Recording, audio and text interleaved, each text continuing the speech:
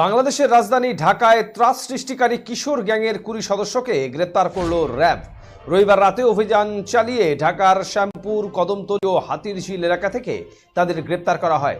তাদের রয়েছে বিভিন্ন কিশোর গ্রুপগুলোর মধ্যে ফয়েজ আরাফাত গ্রুপের 7 জন, সিয়াম গ্রুপের 4 জন, অনিক গ্রুপের 4 জন এবং কুনিপাড়া স্কোয়াড গ্রুপের 5 জন।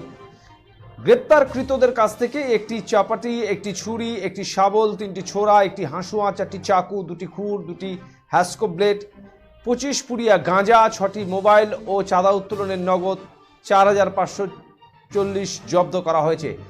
তারা দীর্ঘদিন ধরে চাঁদাবাজি, ছিনতাই ও বিভিন্ন মানুষকে হুমকি, মারধর সহ নানা অপরাধে জড়িত ছিল। তারা পেশায় কেউ অটোরিকশা চালক, সবজি বিক্রেতা, নির্মাণ শ্রমিক হলেও এসব পেশার আড়ালে ঢাকার বিভিন্ন এলাকায় তারা নানা অপরাধ করে বেড়াতো বলে অভিযোগ। এলাকার প্রভাবশালীর ছত্রছায়ায় আধিপত্য বিস্তারের জন্য গ্রেপ্তারকৃতরা অপহরণ থেকে শুরু করে নানা অপরাধ করে আসছিল।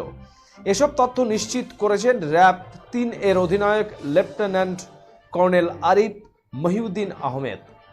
ঢাকা থেকে হাবিবুর রহমানের রিপোর্ট।